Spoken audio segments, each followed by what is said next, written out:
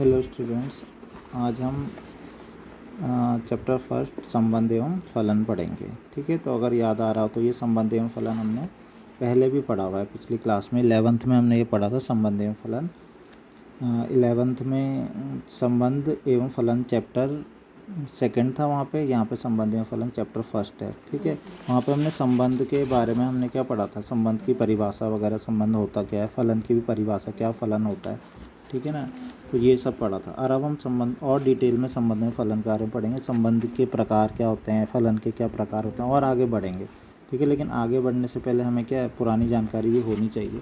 अगर तुम लोगों को पुराना याद होगा तो बहुत अच्छी बात है, लेकिन मुझे लगता नहीं है कि बहुत अच्छे से अगर वो याद होगा। ठीक है, तो एक बार मैं उसका थोड़ा सा रिवीजन करा, थोड़ा सा अभी हम जैसे जो एक्सरसाइज फर्स्ट एक्सरसाइज है इसमें चैप्टर में, ये फर्स्ट चैप्टर की जो फर्स्ट एक्सरसाइज है वो संबंध के बारे में है सारी। ठीक है, तो इसलिए मैं संबंध के प्रकार वगैरह उसमें है, तो पहले मैं क्या करता हूँ, संबंध के बारे में ही बता देता हूँ। ठीक है, पुराना 11th का थोड़ा सा संबंध के बारे में बता देता हूँ।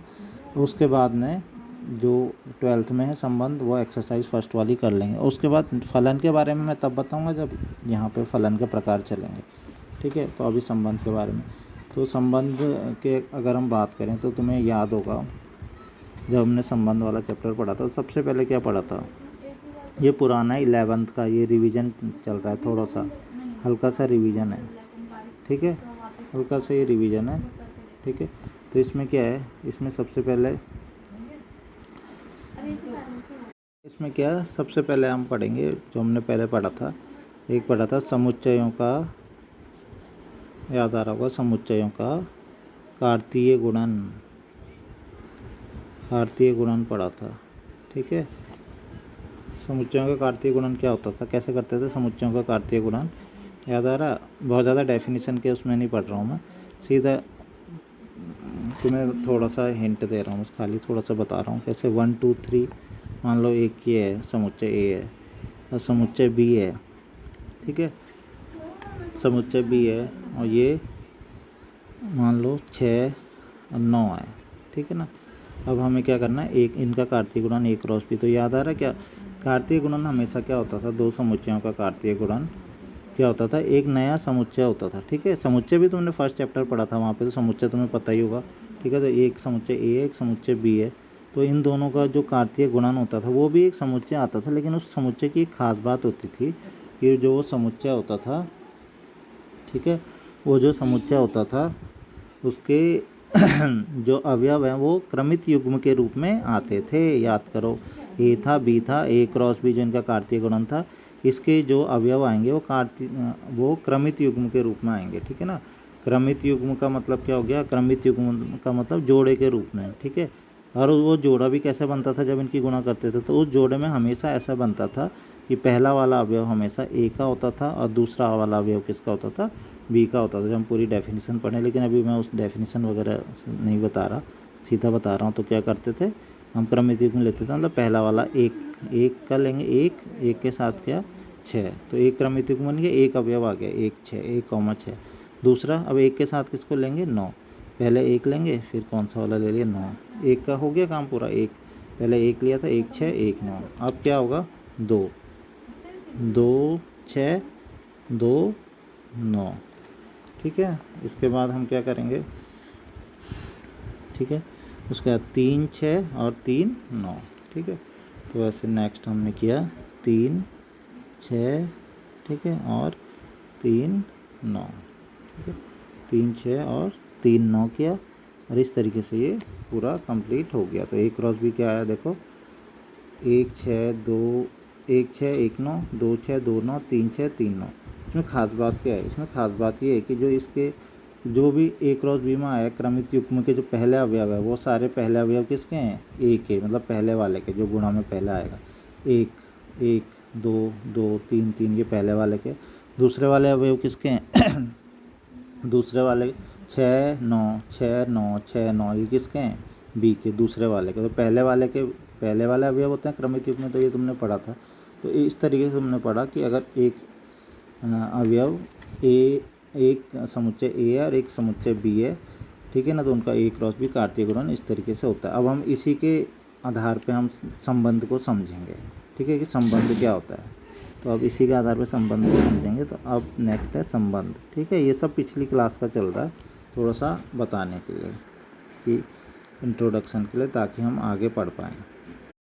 मान लो इसी एग्जाम्पल को ले लेता हूँ, मैंने एक संबंध तुम्हें बताने के लिए, ठीक है ना, ये संबंध मैंने लिख दिया, संबंध बताने के लिए कि संबंध होता क्या है।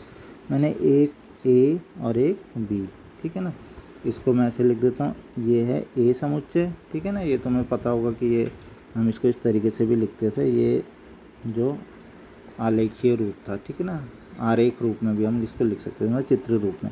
ए को हमने लिखा तो क्या क्या है इसका अवयव, 1 2 3, इतना तो तुम्हें याद ही होगा, ठीक है। इस रूप में हम लिख सकते थे। बी के अवयव क्या होंगे बी के अवयव होंगे 6 और 9, ये है ना, ठीक है। तो ए क्रॉस बी क्या था, देखो ए क्रॉस बी ये था कि 1 का 6 के साथ, 1 का 9 के साथ, 2 का 6 के साथ। अगर हम देखें तो टोटल इसमें हम क्या, मतलब एक दूसरे से कितनी बार हम रिलेट कर सकते हैं। इसके अलावा और कोई तरीका लग रहा है तुम्हें? 1 का 6 के साथ हो सकता है ना, 1 का 9 के साथ हो सकता है, 2 का 6 के साथ, 2 का 9 के साथ, 3 का 6 के साथ, तो 3 का 9 का। इसके अलावा कोई एक बता दो और क्या हो सकता है इनका आपस में, नहीं हो सकता मेरे ख्याल से। ए क्रॉस बी टोटल कुल मिला के हम इनको आपस में जो जिस तरीके से जोड़ सकते थे, इनको आपस में हम एक दूसरे से रिलेट कर सकते थे, ठीक है। तो वो सारे तरीके ए क्रॉस बी में आ जाते हैं। तो संबंध क्या होता है बच्चों, संबंध ये होता है, संबंध हमेशा क्या होता है, संबंध जो होता है वो ए क्रॉस बी, संबंध को हम जो डिनोट करते हैं वो आर से डिनोट करते हैं, ठीक है ना। किससे करते हैं, आर से। आर का मतलब रिलेशन, आर। तो संबंध आर हमेशा क्या होता है, आर होता है, ठीक है।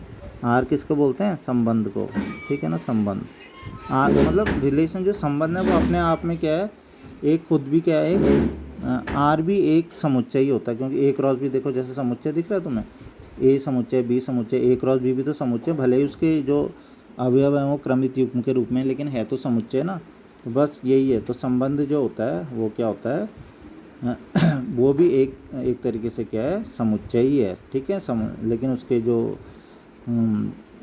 जो अवयव रहते हैं वो किसके रूप में रहते हैं, क्रमित युग्म के रूप में रहते हैं। तो आर क्या होता है, आर जो संबंध जिसे कहते हैं, संबंध हमेशा क्या होता है, आर ए क्रॉस बी का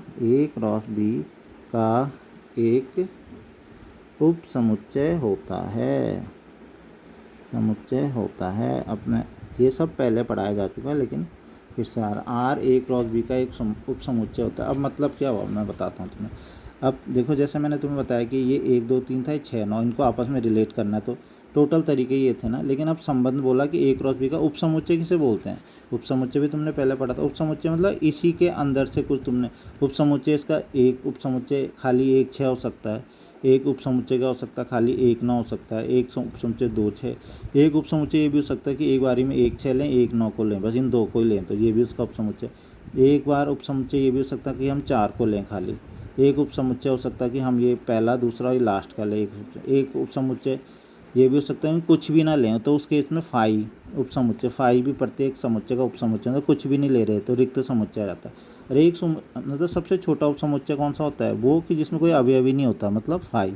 एक सबसे बड़ा उप समुच्चय क्या होता है, ये खुद ही हम पूरा का पूरा, ये भी तो कर सकते हैं हम सारा ही ले लें, ठीक है। तो ये सब उप समुच्चय होते थे ना। तो रिलेशन को हमेशा जो आर होता है, आर हमेशा ए क्रॉस बी का एक उप समुच्चय होता है। मतलब संबंध क्या है कि इसी के अंदर में से ही, ठीक है ना, इस जो ये तुमने टोटल पढ़े हैं ना, इससे ज़्यादा तो हो नहीं सकते, तो इसके अंदर से ही कोई भी जो तुम्हें संबंध इनका आपस में मिलेगा वही क्या कहलाता है, संबंध कहलाता है। अब तुम बोलोगे कि वो मिलेगा कैसे, वो ऐसे मिलेगा कि जब जो क्वेश्चन दिया होता है ना उसमें दिया होता है, वो उसमें कुछ ना कुछ तुम्हें हिंट दी होती है, उसमें कुछ ना कुछ तुम्हें संबंध बना के दिया होता है, लैंग्वेज में दिया होता है कि ऐसा ऐसा करना है, ठीक है। अब तुमने इसमें रूप भी तुमने अलग अलग पढ़े थे ना, जो समुच्चय को हम किस किस रूप में लिख सकते थे, समुच्चय निर्माण विधि से लिख सकते थे, ठीक है, रोस्टर रूप में लिख सकते थे, ठीक है। तो इस तरीके से हम इसको क्या करेंगे, यहाँ पे भी वो अलग अलग विधियों से वो लिखा जाता है। तो कई बार क्या होता है, जब समुच्चय निर्माण विधि से रहता है तो वो सिंपल वो लैंग्वेज बना के दे देते हैं उसे। रोस्टर में क्या है, रोस्टर वाले में इस तरीके से लिखा जाता है संबंध को, ठीक है ना। तो क्वेश्चंस में नॉर्मली क्या करते हैं, वो लैंग्वेज में दे देते हैं ऐसे, कौन से, समुच्चय निर्माण रूप में, और तुम्हें किस में लिखना पड़ता है उसके बाद उसे ए क्रॉस बी में बना के, इस तरीके से बना के, और उसके बाद वो क्वेश्चन आगे होता है। अभी जब क्वेश्चन आएंगे समझ में आएंगे, लेकिन उससे पहले मैं संबंध ही बता, अभी हम प्रकार में तो आए नहीं, अभी तो हम संबंध ही पढ़े जा रहे हैं। ठीक है, तो संबंध कैसे, एक क्वेश्चन से समझ लेते हैं। ठीक है, एक 11th का ही बता रहा हूँ मैं, 11th में ही थे क्वेश्चन जो, तो ये क्वेश्चन बता रहा हूँ तुम्हें कि माना, ठीक है, क्वेश्चन, इससे तुम्हें संबंध समझ में आ जाएगा।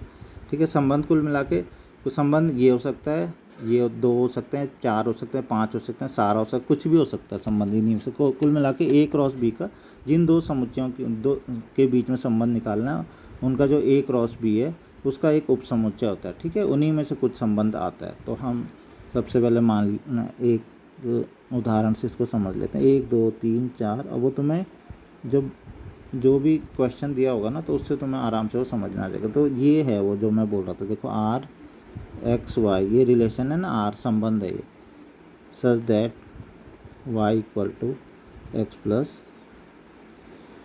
ये द्वारा ए से ए में एक संबंध परिभाषित कीजिए। ठीक है ना, और भी इसमें चीज़ें कुछ पूछी हैं, तो वो चीज़ें भी सब पुरानी हैं, उससे कुछ चीज़ें और हमें याद भी आ जाएंगी। क्या ये क्वेश्चन ही है दरअसल पुराना, ये 11th का ही क्वेश्चन करा रहा हूँ। इस संबंध को एक तीर आरेख द्वारा दर्शाइए। ठीक है, और सेकंड है आर के प्रांत सहप्रांत परिसर लिखिए। तो ये चीज़ें भी याद आ रही हैं, इसमें प्रांत सहप्रांत और परिसर भी होते थे। तो ये भी मैं इसी एग्जांपल से सब चीज़ें क्लियर कर दूंगा, क्या प्रांत होता है, क्या सहप्रांत, पहले का पढ़ा रखा है, लेकिन कोई बात नहीं, एक बार दोबारा बता देता हूँ। ठीक है, तो इसमें अब हम क्या करेंगे, अब देखो ध्यान से, ये ए है और द्वारा ए से ए में, देखो ज़रूरी नहीं अभी ए से बी में था ना, कई बार, बहुत बार ऐसा होता है। ठीक है ना, कई बार हो जाता है ऐसे कि पहला वाला जो समुच्चय है वो भी ए होता है। ये हमने जब 11th में भी क्वेश्चन किए थे तो बहुत क्वेश्चन में देखा था हमने, ये 11th का ही क्वेश्चन है वैसे भी। ठीक है, तो हमने बहुत बार देखा था कि पहला भी ए है, दूसरा भी ए है। जैसे मान लो पहला ए है तो 1 2 3, दूसरा ए है वो भी 1 2 3, तो इनका आपस में रिलेशन 1 1 1 2 1 3 इस तरीके से। ठीक है, तो आपस में भी हो सकता है, उस केस में पहला भी वही लिख देते हैं और दूसरा भी वही लिख देते हैं, सिंपल है। ठीक है, तो इस तरीके से हम करेंगे, एक संबंध है। तो देखो अब यहाँ पे तुम ध्यान से देखोगे किस रूप में ये संबंध आर लिखा हुआ है ना, तो उन्होंने बता रखा है ना, अब आर, हम बोल रहे थे कि आर होना क्या चाहिए, तो वो उन्होंने लिख दिया कि ऐसा संबंध करना है। कैसा संबंध, एक्स वाई। ठीक है ना, तुम्हें पता ही है कि ये क्रमित युग्म के रूप में ही लिखते हैं, किस टाइप से होना चाहिए संबंध, ये है, देखो ये मेन लाइन है ये वाली। वाई संबंध है कि वाई बराबर एक्स प्लस 1, तुम्हें पता है वाई कौन सा, देखो वाई होता है दूसरे वाले का, यानी कि जो दूसरा वाला है वो क्या है, एक्स से 1 ज़्यादा है, मतलब पहले वाले से 1 ज़्यादा है। मतलब पहले वाली एक्स की वैल्यू यहाँ पे रखते जाओगे, तुम्हें किसकी वैल्यू मिलती जाएगी, वाई की। देखो मैं समझाता हूँ, देखो मैं यहाँ पे चित्र द्वारा अगर तुम्हें समझाऊँ तो तुम्हें ज़्यादा अच्छे से समझ में आ जाएगा। देखो ये मैंने लिख दिया, ये भी सब पुरानी बातें चल रही हैं, और बहुत ध्यान से इस चैप्टर को, अभी क्योंकि तुमने अगर जो दूसरे वाले चैप्टर पढ़े हैं, ठीक है ना, वो थोड़ा ईजी थे। ठीक है, वो मैंने जो तुमको अभी कराए थे वो थोड़ा ईजी चैप्टर थे। ये वाला थोड़ा सा टफ लगता है बच्चों को। ठीक है ना, ये वाला संबंध है फलन वाला चैप्टर, कुछ मतलब मैथ्स में जैसे लगते हैं कि बच्चों को थोड़ा टफ से लगते हैं, ये टफ है नहीं। ठीक है, अगर बहुत ध्यान से देखोगे, आराम से पढ़ोगे तो टफ चैप्टर नहीं है। ठीक है ना, जैसे ये आवी हो गया, सारणिक हो गया, थोड़ा आसान वाले में लगते हैं कि हो जाते हैं इजीली, एक जैसे रूल्स हैं। ठीक है, और इसमें थोड़ा सा टफ बच्चों को लगता है, लेकिन अगर तुम ध्यान से इसको पढ़ोगे और ध्यान से देखोगे, इसके रूल वगैरह समझोगे, तो कुछ भी टफ नहीं है इसमें, ये भी बहुत आसान है। ठीक है, तो बस ध्यान से इसको समझते जाना है। क्या बोला मैंने, ये पहला वाला ए है, ठीक है, दूसरा वाला भी क्या है, ए ही है अभी। ठीक है, ए से ए में ही तो है संबंध। ठीक है, अब अवयव लिख दो यहाँ पे, क्या क्या अवयव है, क्या है, 1 2 3 4 5 6, वो तुम्हारे सामने ही, तुम खुद ही अभी संबंध बना दोगे। ठीक है, और अगर तुम्हें याद होगा, हो सकता है किसी बच्चे को याद भी हो पुराना, ठीक है, तो वो वैसे भी बता देगा तुरंत ही कि सर ऐसे ऐसे होता है। ठीक है, तो क्या था, अब संबंध क्या था, देखो y बराबर एक्स। अब देखो x कौन सा वाला है, पहले तुम्हें ये पता होना चाहिए कि x ये वाले पहले वाले के x होते हैं, पहले वाले के इसके x होते हैं, ठीक है ना, ये वाले के x होते हैं, और इस वाले के क्या होते हैं, ये वाले के क्या होते हैं, y होते हैं दूसरे वाले का, ठीक है ना। ये लिखा भी पहले x लिखा है ना, तो ये x हो गया, अब बाद में y लिखा है ना, तो y हो गया। अब क्या लिखा है, y बराबर कितना है, x प्लस 1, y का मान x से 1 ज़्यादा है, y इधर वाला है ना, तो इधर वाला x से 1 ज़्यादा है, मतलब x का मान अगर मान लो ये वाले x के मान है ना, तुम खुद ही रखते जाओ, देखो x का मान है अगर ये, तो ठीक है, तो खुद ही रखते जाओ तुम। x का मान अगर 1 रखें, x का मान यहाँ क्या रख दें 1, 1 प्लस 1 कितना हो गया 2, यानी कि x का मान जब 1 है तो y का मान कितना है 2 है, यानी कि 1 का संबंध किसके साथ है, 1 का संबंध किसके साथ है, 2 के साथ है, ठीक है।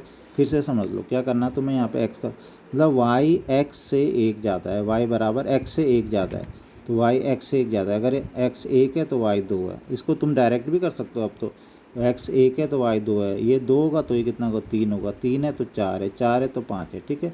तो x अगर 1 है तो y कितना हो जाएगा 1 प्लस 1 2, x का मान यहाँ रखो, जो y की वैल्यू मिल रही है उसका उसके साथ संबंध है। कुल मिला के तुम अगर x का मान यहाँ पे जो भी रखते हो, जो y की वैल्यू मिलती है, x का मान तुमने रखा 2, ठीक है ना, और y की वैल्यू तुम्हें मिली 2 और 1 3, यानी कि 2 का संबंध किसके साथ है, 3 के साथ है, ठीक है। x का वैल्यू रखो यहाँ पे 2 रखो जरा, कितना 2, 2 और 1 कितना हो गया 3, यानी कि y की वैल्यू कितनी मिली 3 मिली, तो 2 रखने पे 3 मिल रही है y की वैल्यू ना, इसका मतलब 2 का संबंध किसके साथ हो गया 3 के साथ हो गया। तो तुम यहाँ पे इसको लिख दोगे कि 2 का संबंध किसके साथ हो गया 3 के साथ हो गया। ऐसे ही 3 का संबंध जब x का वैल्यू 3 रखोगे तो 3 का संबंध 4, 4 का संबंध 5 से, और 5 का संबंध किससे 6 से। और एक चीज़ बहुत ध्यान से देखोगी, अगर हम x का मान 6 रखें तो क्या आएगा, y का मान 7 आएगा, लेकिन यहाँ पे 7 है क्या, देखो 7 है 6 का, अब हम कहाँ पे एरो लगाएं, 6 इसका 7 के साथ कर सकते हैं, बिल्कुल भी नहीं कर सकते। तो कुल मिला के हमें ये तीर आरेख से हमें संबंध साफ साफ पता चल गया कि कौन से संबंध। अब मैंने तुम्हें बोला था ना a क्रॉस b का, यहाँ पे a क्रॉस b तो नहीं है, a क्रॉस a है, तो a क्रॉस मैंने बताया था जो संबंध होता है वो क्या होता है, ए बहुत ध्यान से सुनना, मैंने बताया था संबंध a क्रॉस b का, या जो भी यहाँ पे लिखा है, यहाँ पे a क्रॉस a है, तो इसका उपसमुच्चय होता है, ठीक है ना, इसी के अंदर में से कुछ आता है। तो वैसे देखो कितने सारे यहाँ पे हो सकते थे, हो सकता था 1 2, एक का 3 से भी हो सकता था, एक का 4 से, एक का 5 से, एक का 6 से, 2 2 2 3 2 4 2 5 6 2 6, ऐसी 3 2 3 1 3 2 3 3 3 4 3 5 3 6, ऐसी 4, कितने सारे हो सकते थे, लेकिन उसके उपसमुच्चय ही आया है नहीं। देखो ये वाला जो संबंध आया a क्रॉस ए जो था, मैंने तुम्हें बताया ना a क्रॉस b का उपसमुच्चय होता था, उपसमुच्चय ही तो आया, सारे अवयव तो नहीं आ गए ना इसमें, कुछ ही तो आए ना, ठीक है, उसके अंदर से कुछ निकले, ठीक है। तो ये क्या हो गया, इसका उपसमुच्चय हो गया।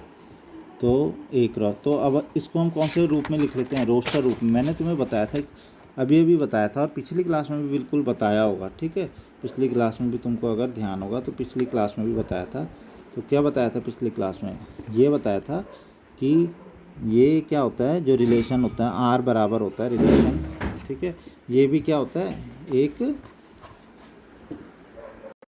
तो आर को हम क्या लिख सकते हैं, तो आर को, आर भी एक संबंधी होता है, ठीक है, रिलेशन एक संबंध, सॉरी आर क्या होता है एक समुच्चय होता है, लेकिन कैसा समुच्चय होता है, जिसके कि जो अवयव होते हैं वो किस रूप में होते हैं, क्रमित युग्म के रूप में होते हैं। देखो आर को अब मैं रोस्टर रूप, अभी ऊपर लिखा हुआ था आर रिलेशन लिखा था, ये कौन सा रूप था, ये था समुच्चय निर्माण रूप। अब मैं कौन से रूप में लिखूंगा, रोस्टर रूप, रोस्टर रूप में कॉमा कॉमा करके लिखते हैं ना, लेकिन इसके अवयव किस रूप में आते हैं, क्रमित युग्म। तो लिखो कैसे, यहाँ से लिख सकते हैं, एक का संबंध किसके साथ है 2 के साथ, यानी कि 1 और 2, ठीक है ना, और क्या 2 का संबंध किसके साथ है 3 के साथ, तो 2 3, नेक्स्ट क्या लिखेंगे 3 4 4 5 5 6।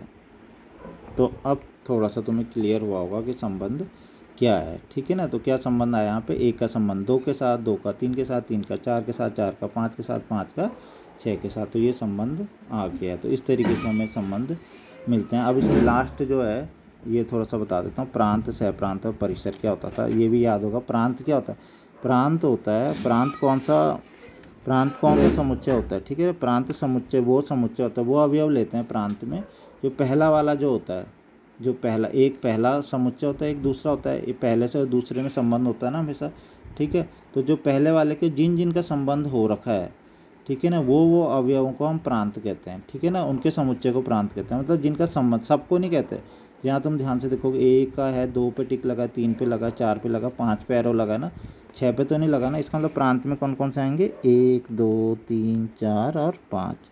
ठीक है।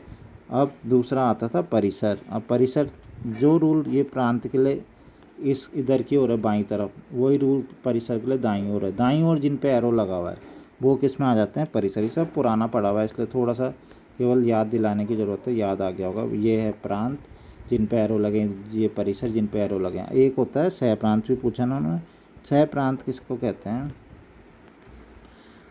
ये जो दूसरा वाला समुच्चय होता है ना पूरा का पूरा, अब दोनों तो एक ही है इसलिए मैं बता रहा हूँ, यहाँ पे सह प्रांत इसका ए होगा, लेकिन कौन सा वाला होता है हमेशा, ये दूसरा वाला होता है सह प्रांत। सारे अवयव ले लेते हैं, जिन पे टिक नहीं भी लग रखे हैं वो भी ले लेते हैं सारे। तो यहाँ पे सह प्रांत क्या आएगा, एक तरीके से 1 2 3 4 5 6 सारे लेंगे, ठीक है ना। लेकिन ध्यान रखना यहाँ दोनों एक जैसे ही, तुम इसलिए कंफ्यूज ना हो जाओ। तो मान लो एक ए होता है, एक बी होता है, तब सह प्रांत क्या होता था, बी होता, दूसरा वाला होता सह प्रांत।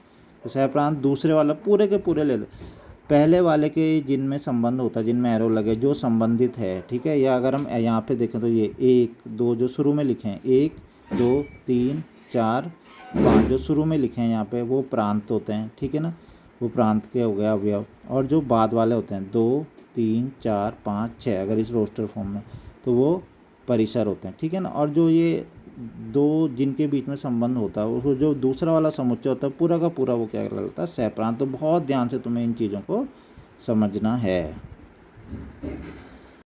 तो बच्चों, जो ये मैंने पुराना संबंध के बारे में बताया है, थोड़ा सबको समझ में आ गया होगा। क्लास 11th का ये था, ताकि हम आगे संबंध फिर पढ़ सकें, ठीक है। तो इस तरीके से संबंध होता है कोई भी, जो मैंने यहाँ पे सारा बताया है, ठीक है। इस तरीके से उसके अवयव होते हैं कि 1 का संबंध 2 से है, 2 का 3 से है, 3 का 4 से है, 4 इस तरीके से होते हैं। 1 2 बिलोंग्स टू आर 1 2, ठीक है ना। ये इस तरीके से संबंध होता है। आगे हम अब इस क्लास का हम पढ़ते हैं।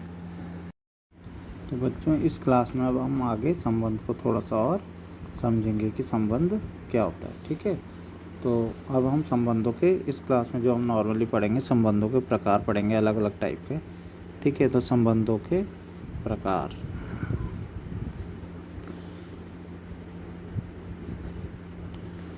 ठीक है।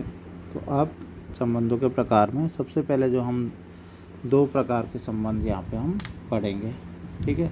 संबंधों के प्रकार में सबसे पहला है रिक्त संबंध, ठीक है। परिभाषा लिख रखी है यहाँ पे, रिक्त संबंध।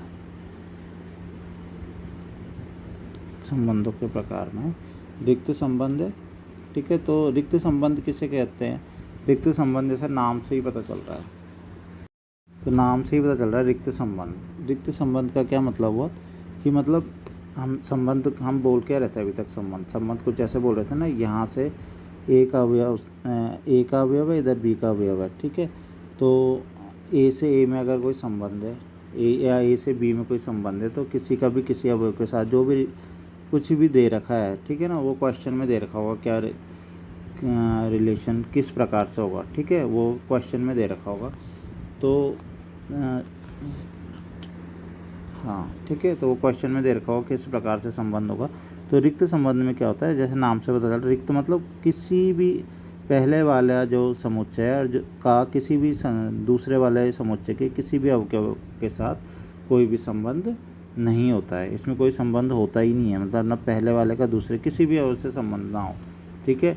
तो जब ए का बी के किसी अवयव, ए के किसी अवयव का बी के किसी अवयव के साथ कोई भी किसी भी प्रकार का संबंध नहीं है, तो इस केस में हम बोलते हैं कि जो ये संबंध, इन दोनों के बीच में जो संबंध है, वो कैसा संबंध कहलाता है, रिक्त संबंध कहलाता है। तो इसको अगर हम परिभाषा लिख दें इसकी, तो समुच्चय ए पर, तो यहाँ पे देखो मैं समुच्चय ए पर लिख रहा हूँ, देखो ये रिक्त संबंध की डेफिनेशन हो गई, समुच्चय ए पर परिभाषित। यहाँ पे बस थोड़ा सा ये है जो इन्होंने बता रखा है, समुच्चय ए पर, ये मैंने तुम्हें पिछली क्लास में बताया। इसका मतलब ये होता है समुच्चय ए पर, कभी कभी ये नहीं बोलते कि समुच्चय ए से बी में, ऐसा बोल देते हैं समुच्चय ए पर। इसका मतलब होता है हमेशा समुच्चय ए से और ए में ही, मतलब पहला भी ए और दूसरा, पहला भी ए और दूसरा भी क्या है, दूसरा बी नहीं है, दूसरा भी ए, बी भी ए ही है, ठीक है। तो कभी भी अगर ऐसा वर्डिंग लिखी होती है समुच्चय ए पर, तो हमेशा ध्यान रखना, ये मैंने तुम्हें क्लास 11th में भी बताया था, हमेशा ध्यान रखना समुच्चय ए पर लिखा है कि कोई संबंध समुच्चय ए पर है, इसका मतलब वो संबंध कहाँ से कहाँ है, वो ए से ए में है वो संबंध। ठीक है, समुच्चय ए पर का मतलब होता है कि वो संबंध जो है समुच्चय ए से ए में। तो इसे क्या पढ़ेंगे, समुच्चय ए से ए में। ठीक है, ए से ए पर परिभाषित संबंध आर एक रिक्त संबंध कहलाता है यदि ए का कोई भी अवयव ए के किसी भी अवयव से संबंधित नहीं है। बस यही तो मैंने बताया कि अगर पहला वाला भी है, दूसरा वाला भी है और कोई भी संबंध बी भी होगा, पहला वाला ए और दूसरा वाला क्या है बी है, तभी भी क्या होता है, कोई भी अगर उनके बीच में संबंध नहीं है तो हम बोलते हैं कि वो क्या है, रिक्त संबंध कहलाता है। ठीक है, तो अर्थात रिक्त संबंध आर बराबर क्या है, हमें फाई से बोलेंगे इसे, रिक्त जो हमने पहले भी पढ़ा था। ठीक है ना, रिक्त समुच्चय क्या होता था, फाई होता था ना।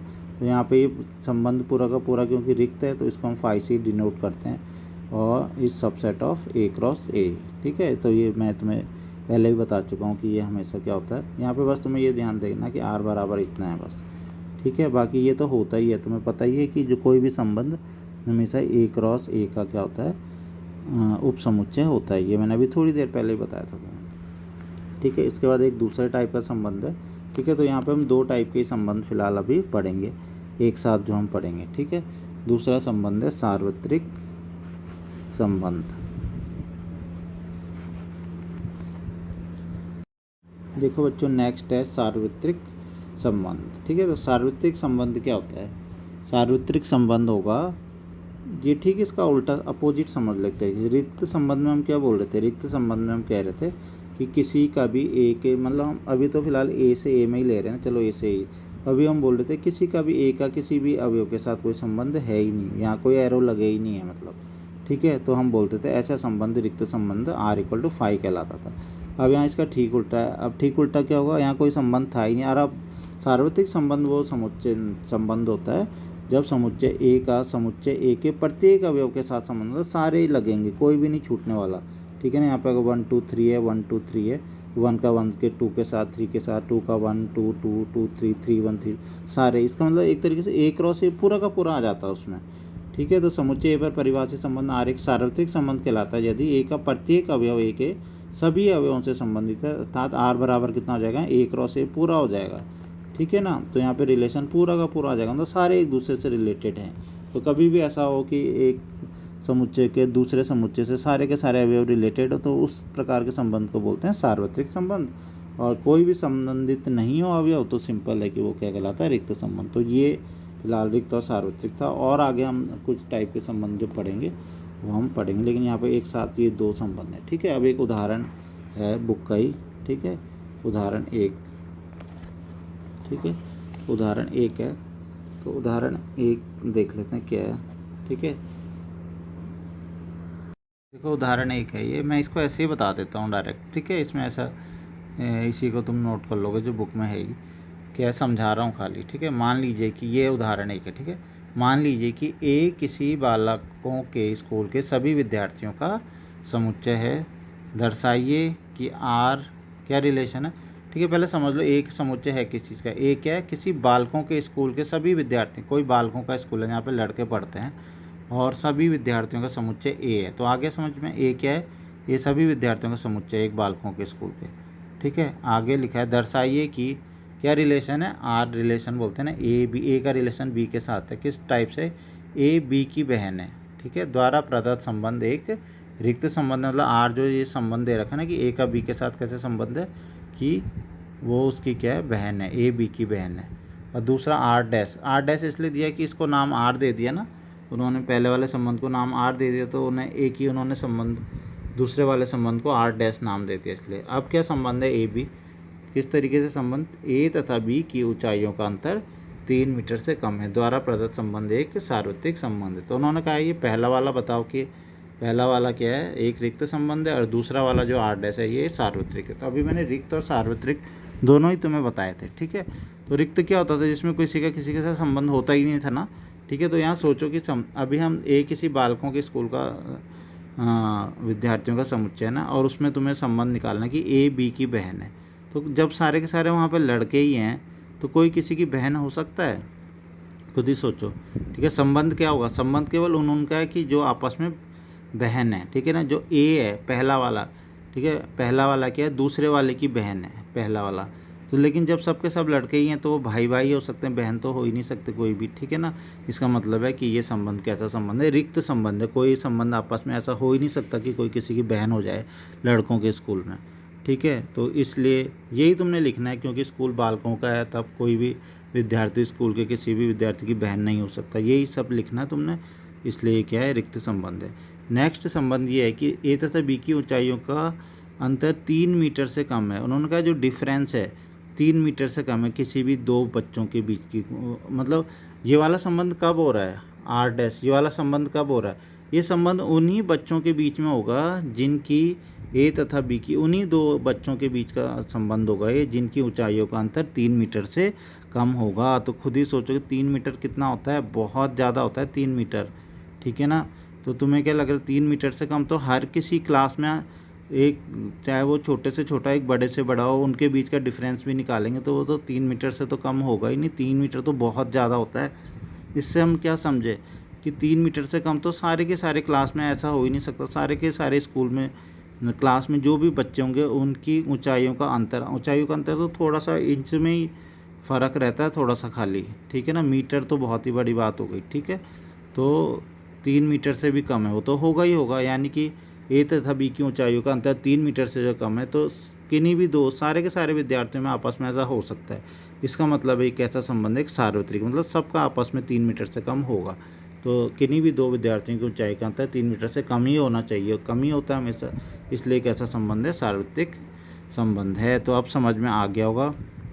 ये एक तरीके से हमें उसका उदाहरण भी हमें यहाँ पे मिल गया, जो अभी हमने पढ़ा था यहाँ पे कि क्या, रिक्त संबंध और सार्वत्रिक संबंध, तो उसका उदाहरण भी हमें मिल गया। तो इस तरीके से उदाहरण एक ये होगा, ठीक है। इसी तरीके की लैंग्वेज इसमें लिखनी है। तो उदाहरण एक इस तरीके से कंप्लीट हो गया है, ठीक है, मैंने बता दिया बुक में। तो ये हो गया। इसके बाद नेक्स्ट है बहुत ही इम्पॉर्टेंट। अब नेक्स्ट जो चीज़ मैं बताने जा रहा हूँ समझ लो यही है जो एग्ज़ाम में आती है, ठीक है ना, बहुत ज़्यादा इम्पॉर्टेंट है। और यही है जो मेन जो चैप्टर, अब जो आगे सारे के सारे क्वेश्चन, पूरी एक्सरसाइज में क्वेश्चन है बस इसी के ही हैं सारे के सारे क्वेश्चन। मतलब प्रश्नावली जो पहली प्रश्नावली है 1.1 सब इसी पे ही बेस्ड है जो अब मैं पढ़ा रहा हूँ, ठीक है। तो किसी संबंध के ही मैं कुछ और बता रहा हूँ कि समुच्चय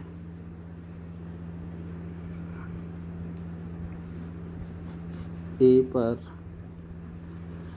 परिभाषित, 3 चीज़ें मैं बताऊंगा। परिभाषित संबंध, अभी मैंने बताया था कुछ संबंध, ठीक है ना। आर आगे लिखा है, समुच्चय ए पर परिभाषित संबंध जो आर है, ठीक है। नंबर फर्स्ट है क्या, स्वतुल्य कहलाता है। सबसे पहले है स्वतुल्य। तो अब मैं 3 टाइप के संबंध बताने जा रहा हूँ तुम्हें। तुमने अभी 2 रिक्त संबंध और सार्वत्रिक देखे थे, वो अपने आप में अलग थे बिल्कुल, ठीक है ना, उनका इनसे रिलेशन नहीं है, ठीक है। अब ये अलग ही हैं बिल्कुल 3 टाइप के संबंध, ठीक है। कोई भी संबंध क्या, अब देखो ध्यान से, पहले मैं ऐसे ही नाम बता देता हूँ। पहला है स्वतुल्य संबंध, ठीक है ना। दूसरा है सममित संबंध, सम्मित।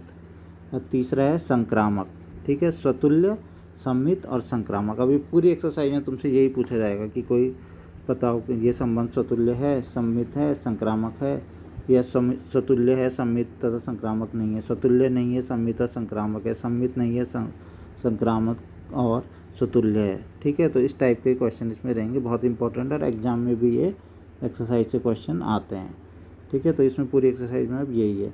तो क्या है, कोई स्वतुल्य समुच्चय ए पर परिभाषित संबंध आर स्वतुल्य कहलाता है, ठीक है। तो स्वतुल्य कहलाता है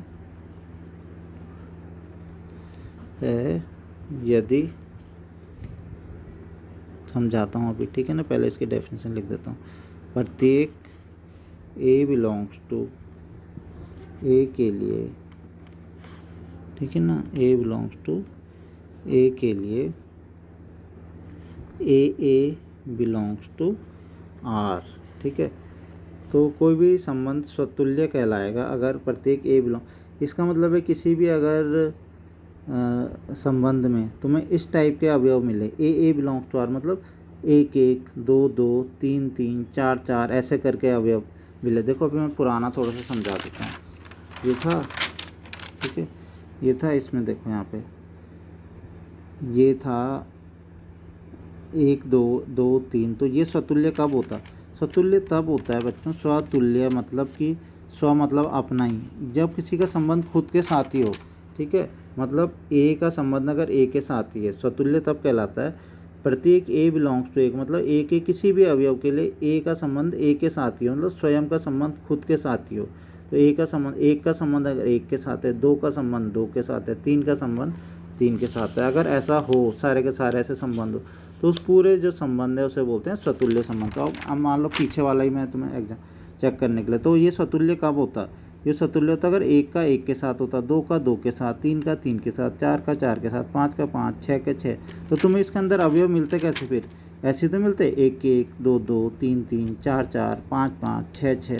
तो एक एक कहीं दिख रहा है, दो दो कहीं दिख रहा है, तीन तीन दिख रहा है, चार चार, पाँच पाँच, छः छः कहीं भी नहीं है ना। इसका मतलब है ये क्या है? स्वतुल्य संबंध नहीं। आगे अभी एग्जाम्पल आएंगे, बहुत सारे एग्जाम्पल आएंगे, लेकिन मैं अभी केवल स्वतुल्य को समझाने के लिए, ठीक है ना, तो मैं ये पुरानी वाली चीज़ ले रहा हूँ कि स्वतुल्य किस केस में होगा। ठीक है, तो स्वतुल्य उस केस में होगा अगर एक का एक के साथ हो, दो का दो के साथ हो, प्रत्येक का खुद के साथ जो अवयव हैं, ठीक है ना, स्वयं के साथ ही अगर संबंध हो तो क्या कहलाता है? वो स्वतुल्य संबंध कहलाता है। इसमें केस में ज़्यादा पहला वाला भी, अब तुम बोलोगे कि अब पहला वाला वो समुच्चय किससे लें, दूसरा वाला, तो पहला वाला भी ए ही होगा और दूसरा वाला भी ए ही होगा। ठीक है ना, पहला वाला समुच्चय जैसे यहाँ पे आया हुआ है ना, इसी तरीके के होंगे। देखो जैसे यहाँ पे पहला वाला समुच्चय क्या लिया? ए लिया ना, ए से बी नहीं ले रखा। पहला वाला समुच्चय ए है और दूसरा वाला समुच्चय भी ए है। ठीक है, तो फिर एक का एक के साथ, तो उस समुच्चय से उस समुच्चय में ही होता है ये स्वतुल्य समेत। जो भी हम करेंगे ना, तो उस समुच्चय से और उसी समुच्चय से और उसी समुच्चय में संबंध हम जब निकालेंगे तब हमें इस तरीके से मिलेगा। तभी तो आपस में संबंध एक का एक से तभी तो होगा जब एक उधर भी होगा। तो ए का ही ए से ही होता है यहाँ पे। ठीक है, तो ये तुम्हें स्वतुल्य आ गया होगा कि जब स्वयं का स्वयं से, जब तुम्हें ऐसे इस आर में जब ऐसे इस टाइप के तुम्हें एलिमेंट मिले, कैसे एक एक, दो दो, इस टाइप वाले, देखो मैं लिख देता हूँ, एक एक, ऐसे दो दो, ऐसे जब सारे के सारे मिल जाएं तुम्हें, मतलब तुम्हें पूरे मिलने चाहिए, एक एक, दो दो, तीन तीन, चार चार, पाँच पाँच, छः छः, ये सारे मिल जाएं जब, ऐसे एक भी छूटना नहीं चाहिए। ठीक है ना, सारे मिल जाने चाहिए, एक एक, दो दो, तीन तीन, चार चार, पाँच पाँच, छः छः, जो प्रत्येक का ऐसे नहीं केवल एक का एक के साथ है, दो का दो के साथ है, तीन का तीन के साथ है, चार का नहीं है, पाँच का भी नहीं है, छः का भी नहीं है, तो भी ये क्या होगा? स्वतुल्य संबंध नहीं होगा। ऐसे नहीं एक एक तो है, दो दो भी है, तीन तीन भी है, चार चार नहीं है, पाँच पाँच भी नहीं है, छः छः भी नहीं है, तो भी हम बोलेंगे ये स्वतुल्य संबंध नहीं है, क्योंकि कुछ का ही संबंध है आपस में, बाकी सबका नहीं है। ठीक है, तो ये आ गया समझ में। इसके बाद नेक्स्ट है, नेक्स्ट हम लिखेंगे सम्मित। ठीक है, स्वतुल्य थोड़ा बहुत नाम से भी समझ जाना है। स्वतुल्य, स्व मतलब अपना होता है ना, तो स्वयं का स्वयं के साथ ही। नेक्स्ट है सम्मित। सम्मित भी सिमिट्री जिसे बोलते हैं इंग्लिश में। ठीक है, इसे को रिफ्लेक्सिव बोलते हैं, स्वतुल्य को बोलते हैं रिफ्लेक्सिव, इसको बोलते हैं सिमिट्रिक, सम्मित। ठीक है ना, तो सम्मित टाइप की, जैसे हम मतलब एक जैसा इधर भी और उधर भी ऐसे होता है ना सम्मित, सिमिट्री। ठीक है, जैसे शीशे में हम देखते हैं मिरर, इधर भी वैसा ही उधर भी वैसा ही, तो इस टाइप से सम्मित। तो क्या सम्मित वाला अगर हमें प्रूफ करना हो तो सम्मित के केस में क्या होता है, तो उसमें सबसे पहले इसकी डेफिनेशन देख लेते हैं, उसके बाद इसको आगे पढ़ लेते हैं। तो हम पढ़ लेते हैं, समुच्चय ए पर परिभाषित संबंध आर सम्मित कहलाता है। ठीक है ना, सम्मित कहलाता है यदि समस्त, अब यहाँ पे दो अवयव लेंगे। ठीक है ना, समस्त A1 A2 दो अलग अलग, मतलब यहाँ पे तो एक ही अवयव था ना, ए का एक के साथ ही था। अब यहाँ पे दो अलग अलग हैं, एक A1 आएगा, एक A2 आएगा। तो समस्त A1 A2 बिलोंग्स टू ए के लिए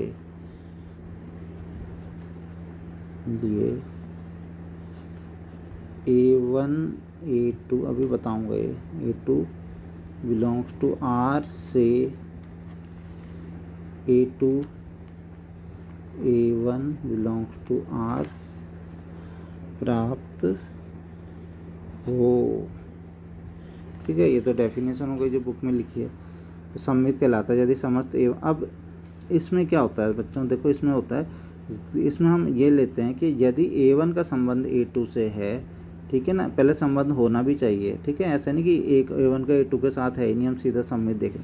अगर है, यदि A1 का किसी एक अवयव का दूसरे अवयव के साथ संबंध है, तो अगर दूसरे का भी पहले के साथ हो, ठीक है ना, तो अगर एक A1 का A2 के साथ और A2 का भी A1 के साथ हो, अगर ऐसा हो रहा है, ठीक है ना, और ऐसा सब के लिए, देखो यहाँ पे भी सेम वही था कि सब में होना चाहिए, एक एक दो दो तीन तीन सारे अवयव में होना चाहिए। ऐसे यहाँ पे भी अगर सबके साथ ऐसा हो रहा है, ठीक है ना, कि एक का संबंध दो के साथ है, दो का एक के साथ भी है, 5 का 7 के साथ है, और 7 का 5 के साथ भी है, अगर ऐसा हो रहा है तो हम बोलते हैं ये सम्मित संबंध कहलाता है। देखो अब इससे समझ में आएगा तुम्हें। दो अवयव, हम मान लो इसी एग्जाम्पल को मैं ऐसे देख लेता हूँ, ठीक है। तो तुम्हें पता चला था कि ये स्वतुल्य नहीं था, क्योंकि यहाँ पे एक का संबंध एक के साथ नहीं था, दो का।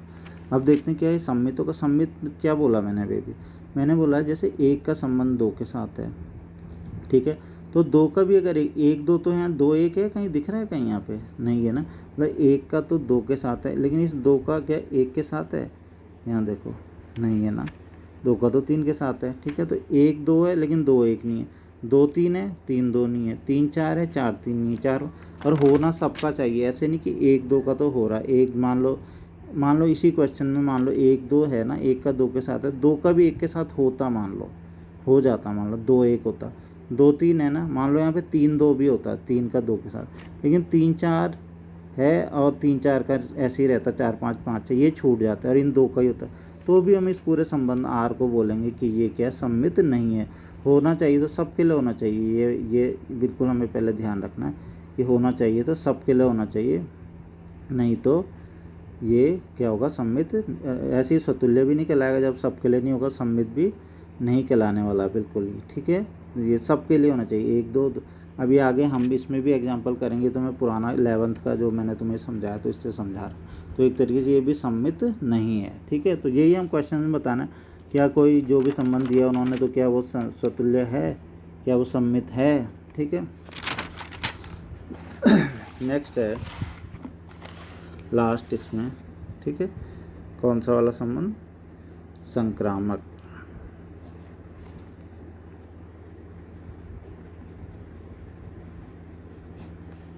संक्रामक, ठीक है, तो संक्रामक कहलाता है। ऐसे ही समुच्चय ए पर ध्यान रखना, ये सारे संबंध कैसे हैं? समुच्चय ए पर लिखा है ना, ए पर का मतलब है ए से ए में है, ए से ए में है, या ए से ए पर है। पहला भी ए है और दूसरा भी क्या है? ए है, ये बिल्कुल ध्यान रखना, पहला भी ए है दूसरा भी ए है, ठीक है। ऐसा नहीं है कि पहला ए है दूसरा बी है। संक्रामक कब कहलाता है? अब इसमें एक ही अवयव ए था, उसका अपने साथ ही, ठीक है। यहाँ पे दो अवयव थे, A1 और A2, ठीक है ना। अगर A1 का A2 के साथ तो A2 का भी है। अब यहाँ पे तीन अवयव आते हैं, ठीक है ना, A1 A2, ठीक है, कहलाता है यदि समस्त या सभी A1 A2 A3 belongs to A के लिए A1। अभी जो क्वेश्चंस करेंगे ना, इसके क्वेश्चंस जब करेंगे हम, तो और ये हमको बहुत अच्छे से क्लियर होता रहेगा धीरे धीरे, ठीक है।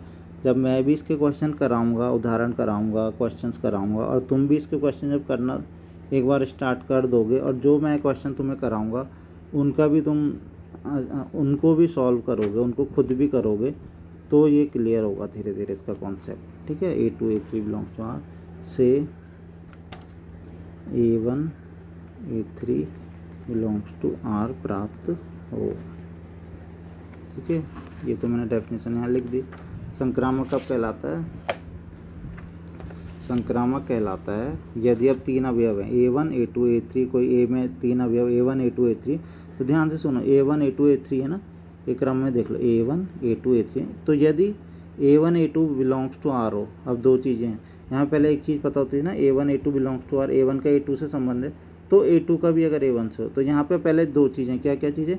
एक तो A1 का A2 से हो, ये चीज़ पहले से ही होनी चाहिए, ठीक है। जैसे मैंने यहाँ पे बताया था कि A1 का पहले A2 से होगा, तभी तो हम देखेंगे कि A2 का A1 के साथ भी है, ठीक है। ऐसे ही सेम यहाँ पे भी मैं बोल रहा हूँ, पहले हम देखेंगे क्या A1 का किसी एक नंबर का दूसरे से संबंध है, फिर उस दूसरे वाले का, ये देखो ध्यान से देखो कि ये वाला नंबर कॉमन है, A2 है ना, ये देखो ये भी A2 है और यहाँ पे भी तुम्हें A2 ही दिखेगा।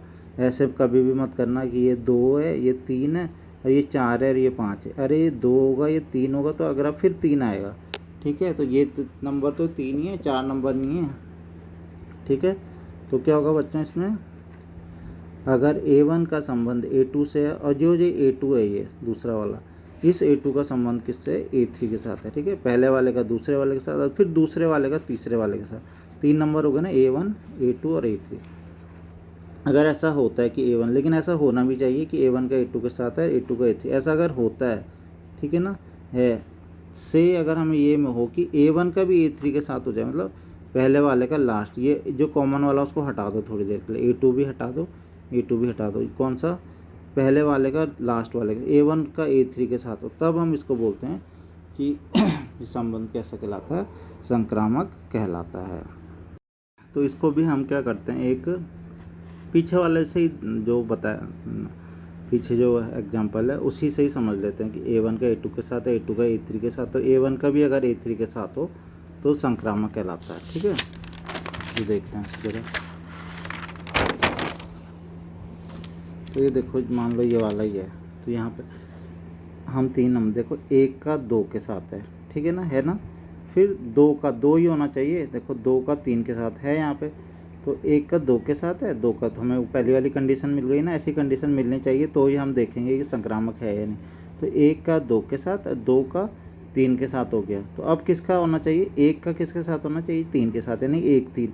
1 3 तुम्हें दिख रहा है कहीं यहाँ पूरा, 1 2 तो है, 2 3 भी है, लेकिन 1 3 भी है क्या, 1 का 2 के साथ है, 2 का 3 के साथ, लेकिन 1 का 3 के साथ है, दिख रहा कहीं, नहीं दिख रहा है बिल्कुल। इसका मतलब है क्या, क्या ये संक्रामक नहीं है। ठीक है, बाई चांस हो भी जाता है, 1 3 हो जाता है, 1 का 2 के साथ है, 2 का 3 के साथ है, तो 1 का 3 के साथ हम देखते हैं, मान लो यहाँ कहीं 1 3 होता तो भी हम आगे चेक करेंगे क्या और भी हैं, और भी जिनके हैं, जैसे मान लो 2 का 3 के साथ है ना, फिर 3 का 4 के साथ है, इसका मतलब 2 का 4 के साथ होना चाहिए, तुम्हें समझ में आ रहा होगा। 2 3 है, फिर 3 4 है, 3 तो कॉमन हो गया ना बीच का, तो यानी कि 2 और 4 भी होना चाहिए, तो 2 4 है या नहीं है। ठीक है, तो सारे तुम चेक करोगे एक एक करके, 3 4 है, 4 5 है, तो 3 5 भी होना चाहिए, यहाँ तो कुछ है ही नहीं आखिर, तो ये भी क्या संक्रामक नहीं है। तो संक्रामक में यही होता है, 3 संख्याएं अगर तुमने अगर लिए A1 A2 A3, A1 का A2 के साथ है, A2 का A3 के साथ है, तो अगर A1 का भी A3 के साथ होता है तो क्या होता है, ये संबंध कैसा होता है, संक्रामक। तो ये तुम्हें अब जब हम एग्जाम्पल्स वगैरह करेंगे तो और ढंग से, बहुत ही ज़्यादा इंपॉर्टेंट है स्वतुल्य, सम्मित और संक्रामक। अब इसमें एक लास्ट लाइन जो इसमें है, ठीक है ना, क्या, तुल्यता संबंध। ठीक है, अगर को तुल्यता संबंध किसे कहते हैं, अगर कोई संबंध स्वतुल्य भी है, सम्मित भी है और संक्रामक भी है, तीनों ही है, मतलब स्वतुल्य भी है, सम्मित भी है, संक्रामक भी है, तो ऐसे संबंध को हम क्या बोलते हैं, तुल्यता संबंध कहते हैं। ठीक है, तो ये डेफिनेशन मैंने लिख दी, ए पर परिभाषित संबंध आर एक तुल्यता संबंध कहलाता है यदि आर क्या, स्वतुल्य भी है, सम्मित है, संक्रामक। तुल्यता, इसमें कंफ्यूज मत होना स्वतुल्य से कहीं, स्वतुल्य तो पहला वाला होता है, सम्मित दूसरा वाला, संक्रामक तीसरा वाला होता है। तुल्यता होता है जब तीनों के तीनों ही हों। ठीक है, कभी भी तुमसे तुल्यता पूछें तो ये नहीं कि तुम स्वतुल्य वाला तुम्हारे दिमाग में आ रहा, तुल्यता का मतलब है तुम्हें तीनों बताने की। स्वतुल्य, अगर स्वतुल्य है, मान लो एक है स्वतुल्य है, सम्मित है, संक्रामक नहीं है, या सम्मित है, संक्रामक कोई भी एक नहीं है, तो भी वो तुल्यता संबंध नहीं। तुल्यता तब ही होगा वो जब तीनों के तीनों ही होंगे, स्वतुल्य भी होगा, सम्मित भी होगा, संक्रामक भी होगा, कोई भी एक नहीं है तो वो तुल्यता संबंध नहीं होगा।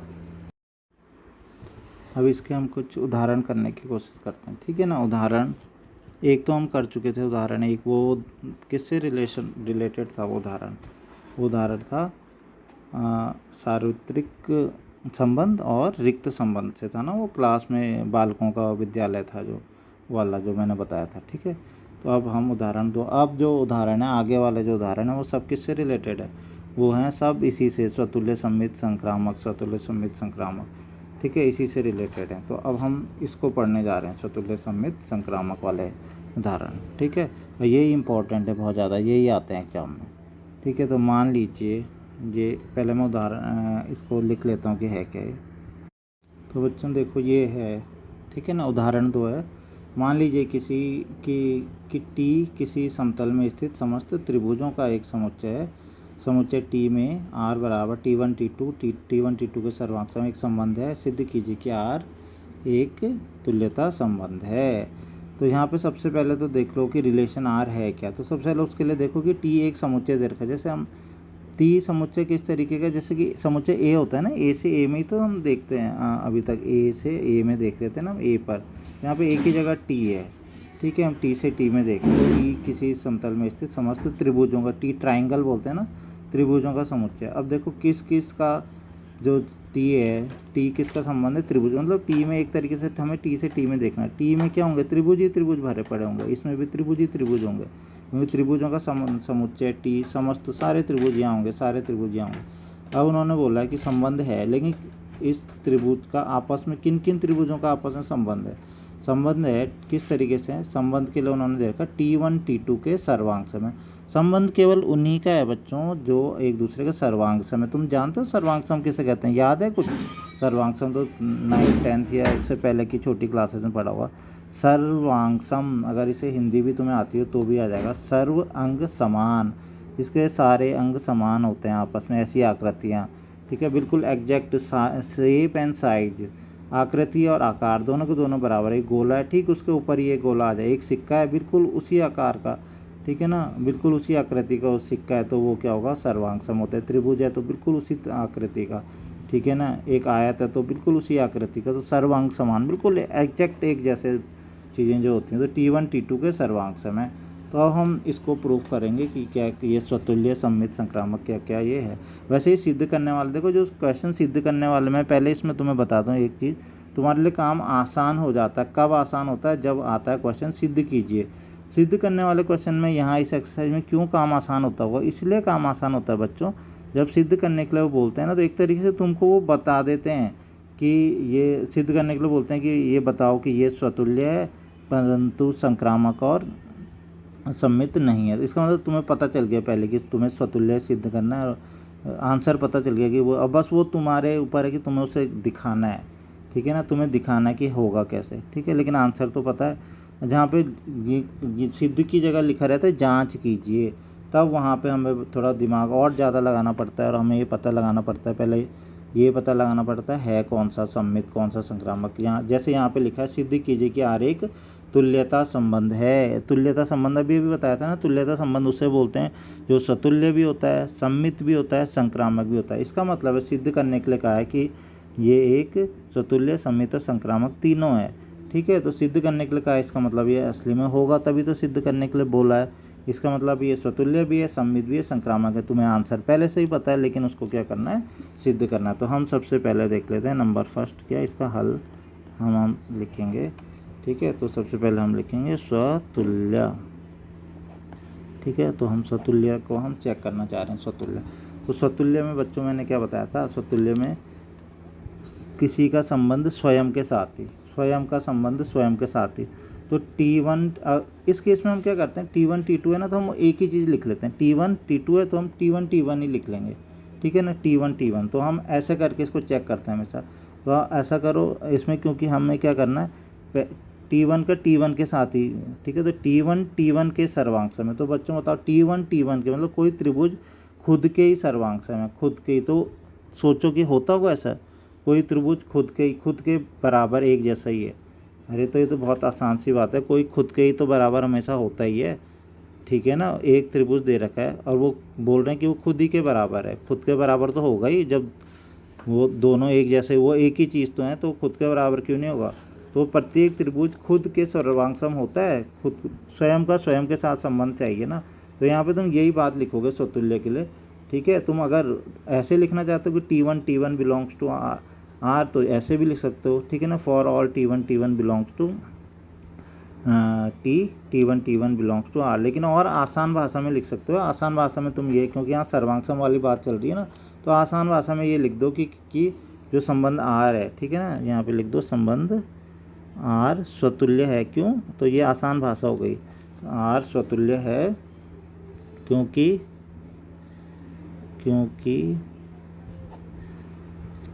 प्रत्येक त्रिभुज स्वयं के सर्वांग होता है।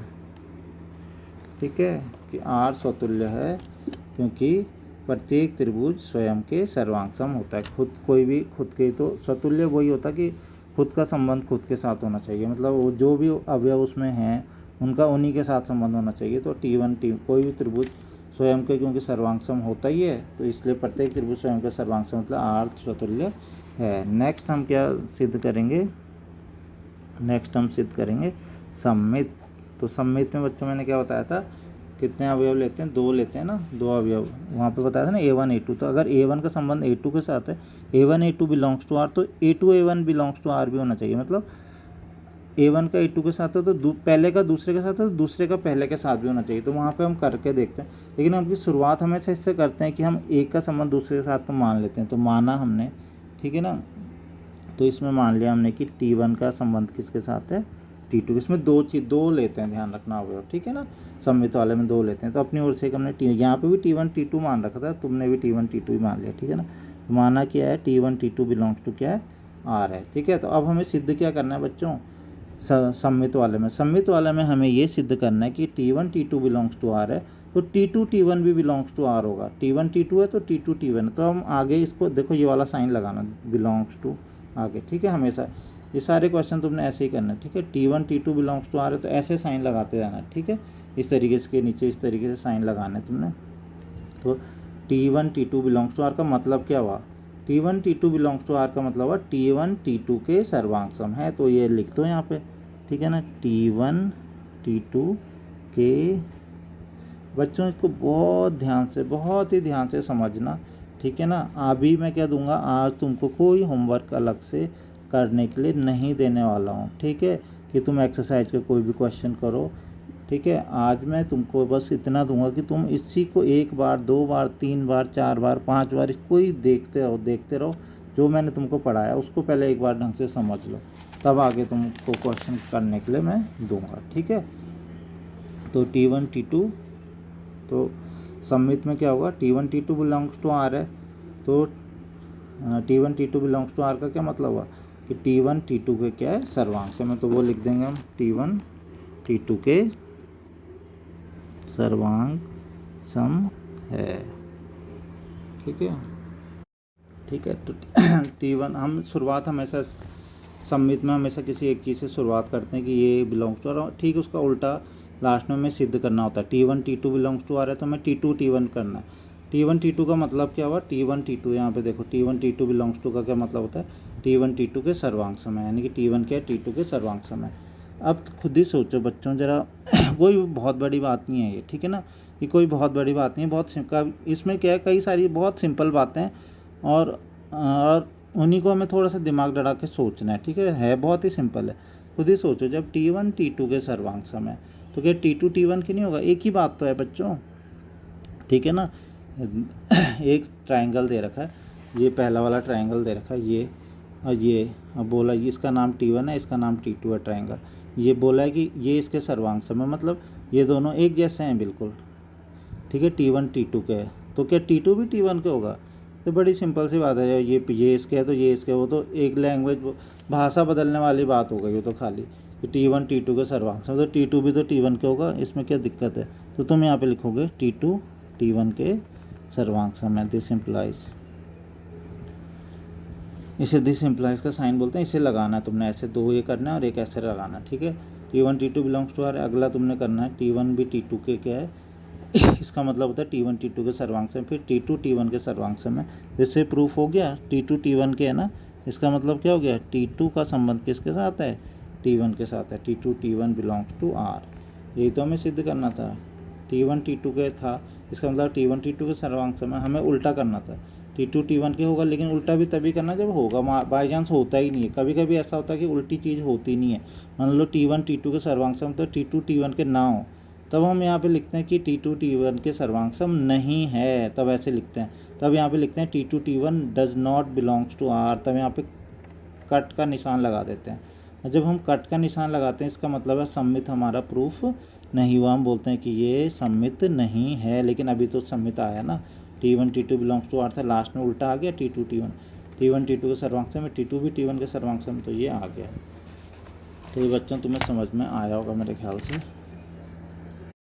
लास्ट है संक्रामक, ठीक है, इसमें हम तीसरा प्रूफ करेंगे संक्रामक। वैसे भी आने भी चाहिए सबके सब, क्योंकि हमें सिद्ध करना था कि आर एक तुल्यता संबंध, मतलब तीनों होते हैं, ठीक है। अब इसमें मैंने तुम्हें क्या बताया था, इसमें मैंने 3 बताए थे ना, A1 A2 A3, 3 अवयव लेते हैं। तो A1 का A2 के साथ होता है, A2 का A3 के साथ होता है, A1 तो 3 लेते हैं। इसमें कुल मिलाकर हमें क्या लेने पड़ेंगे, T1 T2 और T3। तो हम इसमें मान लेंगे 3 मान लेंगे, T1 T2 और T3 मान लेंगे। तो हम T1 T2 T3 में हम क्या क्या मानते हैं, सबसे पहले देखो हम, अब जब तुम बहुत सारे क्वेश्चन करोगे ना ऐसे, तो तुमको ये बात तो रट जाएगी कि मतलब इसकी शुरुआत कैसे करते हैं। जैसे संक्रामक की शुरुआत में ऐसे करते हैं, 3 संक्रामक में 3 अवयव लेते हैं, सममित में 2 लेते हैं, ठीक है ना। तो अब यहाँ पे T1 T2 और T3 भी आएगा।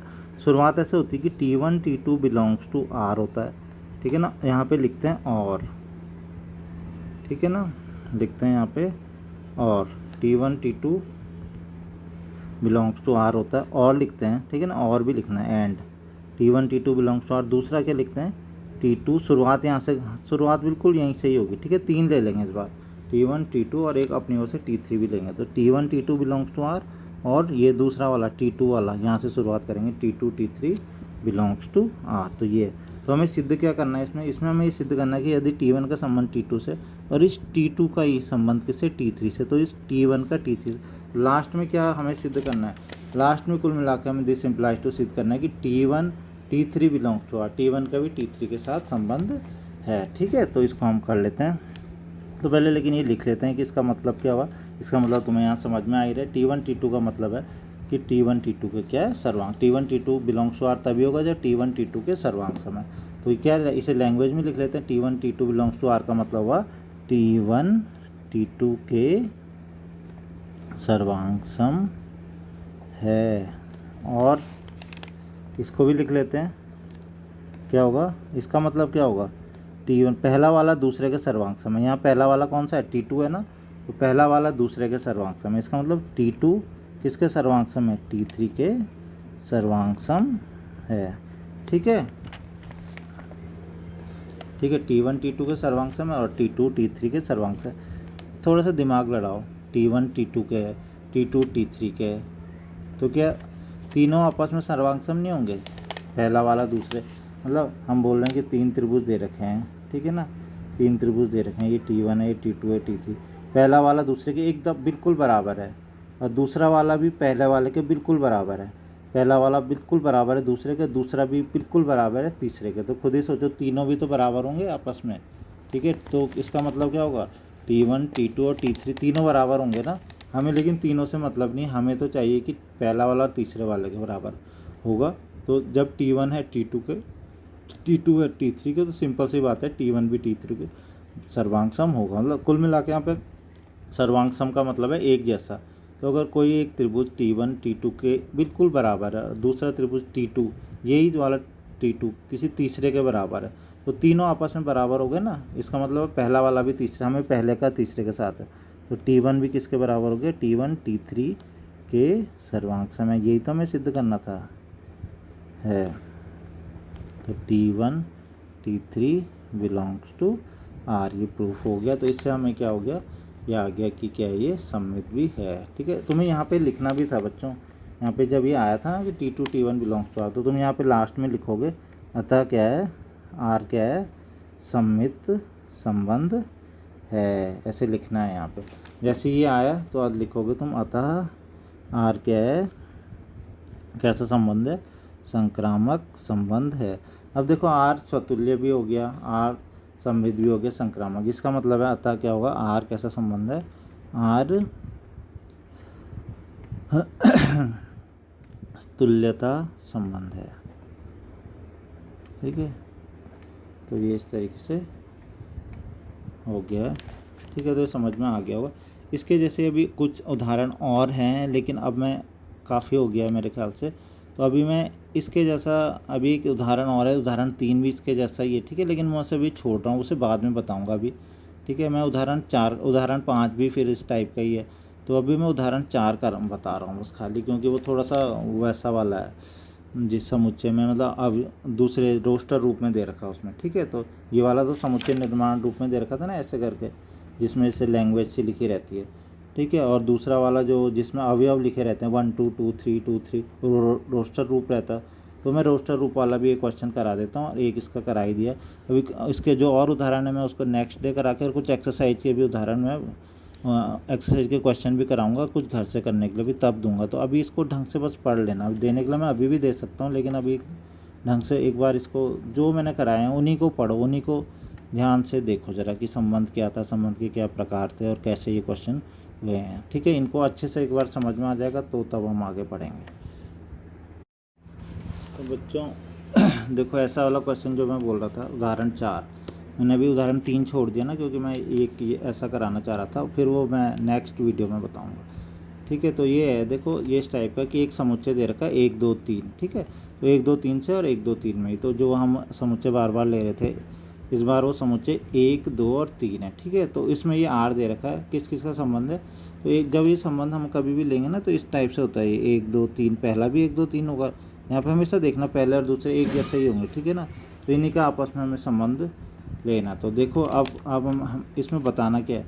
सबसे पहले तो देखो आर रिलेशन दे रखा है, रिलेशन क्या क्या है ये हैं सारे 1 1 2 2 3 3 1 2 2 3, यही 5 अवयव हैं 1 2 3 4 5। ये समझ में आ गया होगा संबंध किसका द्वारा प्रदत्त संबंध स्वतुल्य बताना है परंतु ना सम्मित है ना संक्रामक। तो बच्चों मैंने स्वतुल्य के लिए क्या बताया था, हर एक का संबंध हर एक से होना चाहिए ना, मतलब एक का एक के साथ। तो यहाँ पे कौन कौन से अवयव होने चाहिए, पक्का एक तो होना चाहिए एक एक, एक का एक के साथ, एक होना चाहिए दो दो, दो का दो के साथ, एक होना चाहिए तीन तीन, तीन का तीन के साथ, एक एक दो दो और तीन तीन, ठीक है। एक एक दो दो तीन तीन। और ध्यान रखना ऐसे भी अगर हो गया ना कभी, ये मैं तुम्हें बता रहा हूँ पहले ही क्या, कि अगर कभी भी ऐसे हो गया कि एक का एक के साथ है, दो का दो के साथ, एक एक तो है दो दो है लेकिन तीन तीन नहीं है, मतलब इसमें एक अवयव छूट गया, तो उस केस में भी बच्चों ये स्वतुल्य नहीं होता है। ये मैं बता दूं तुम्हें, इस चीज़ को बिल्कुल ध्यान रख लेना क्या, कि एक का एक एक तो है, दो दो है और तीन तीन नहीं है, तो तब नहीं होता, ठीक है। एक एक होता है, दो दो होता है, ठीक है, लेकिन अगर तीन तीन नहीं है तो सबका होना चाहिए। तो एक एक दो दो, तो हम देखेंगे एक एक है, एक का एक के साथ है, दो दो है, तीन तीन है, हाँ है, ठीक है। तो अगर तो हम यहाँ पे लिखेंगे क्या, एक एक दो दो तीन तीन, ये बिलोंग्स टू आर, ये इसमें है ना एक एक दो दो, इसलिए क्या है, अतः क्या है ये स्वतुल्य। स्वतुल्य के लिए इन्हीं अवयवों से पता चल रहा है कि स्वतुल्य है, ठीक है। तो तुम्हें वो अवयव दिखाने की जिनसे स्वतुल्य का पता चल रहा है वो ये हैं, ठीक है। अब नेक्स्ट टाइम सम्मित। तो सम्मित में हम यहाँ पे देखते हैं कि क्या ठीक उल्टे हैं, तो एक का एक एक का उल्टा एक एक होता है, तो ये तो देखने की ज़रूरत नहीं है, दो दो का उल्टा दो दो, तीन तीन, मेन और देखना है तुम्हें। अब लेकिन उल्टे हमेशा उन्हीं के देखने जो यहाँ मौजूद हैं, ऐसे नहीं कि तुम यहाँ पे देख रहे कि क्या एक तीन है फिर एक तीन का उल्टा तीन है, एक तीन तो यहाँ कहीं है ही नहीं, तो ऐसा कोई देखने की ज़रूरत नहीं है। जो यहाँ अंदर रिलेशन में मिले हुए हैं उन्हीं को देखो तुम, ठीक है। तो उनमें जो है देखो एक एक का उल्टा एक एक यहाँ है, दो दो का, इसमें तो देख इन मेन ये है एक दो, तो एक दो का उल्टा मतलब एक का संबंध दो के साथ है ना, दो का एक के साथ भी होना चाहिए। तो एक दो है तो क्या है, दो एक दिख रहा है कहीं पे, नहीं है ना, तो ये तो इसका मतलब है सम्मित नहीं है, और चेक करने की ज़रूरत ही नहीं, तुम्हें एक ही मिल गया खाली, ठीक है। तो एक दो तुम यहाँ पे लिखोगे 1 2 बिलोंग्स टू आर, मतलब 1 2 तो है आर में परंतु 2 1 नॉट बिलोंग्स टू आर, लेकिन 2 1 आर में नहीं है। 1 2 तो है आर में लेकिन 2 1 भी होना चाहिए था, तभी तो सम्मित होता, नहीं है ना, तो आता क्या है ये सम्मित। एक भी अगर गलत हो गया ना, मतलब हमें मिला कि गलती में, तो ये कि एक भी गलत हो गया तो गलत हो जाता, तो सम्मित नहीं है, ठीक है। ऐसे हम नेक्स्ट है संक्रामक देखेंगे। संक्रामक में हमें कैसे चाहिए होता है, देखो एक दो है फिर यही दो, दो का तीन के साथ है, एक का दो के साथ है, दो का तीन के साथ है, अब एक का तीन के साथ भी होना चाहिए, तो है कहीं पे एक तीन दिख रहा है कहीं, नहीं है ना, इसका मतलब ये संक्रामक भी नहीं है, ठीक है। तो एक दो बिलोंग्स टू आर एंड और मतलब दो तीन बिलोंग्स टू आर, ये है, ठीक है। परंतु एक तीन नॉट बिलोंग्स टू आर, ठीक है, वो आर के में नहीं है, अतः क्या है ये संक्रामक नहीं है। तो ये समझ में आ गया वो। तो बच्चों तो अभी फ़िलहाल होमवर्क में यही है कि तुम इसको ढंग से देखो, ठीक है ना, इसको ढंग से देखो। करने के लिए अभी भी तुम अगर इसको समझ जाओगे तो एक्सरसाइज के बहुत सारे क्वेश्चन कर सकते हो, ठीक है। लेकिन अभी मैं थोड़े से इसके एग्जाम्पल और करा के थोड़े और क्वेश्चन कराना चाहता हूँ, थोड़ा सा और क्लियर करना चाहता हूँ इस चीज़ को, उसके बाद तुम इसको करना। अभी समझ लो इसको ढंग से बस खाली।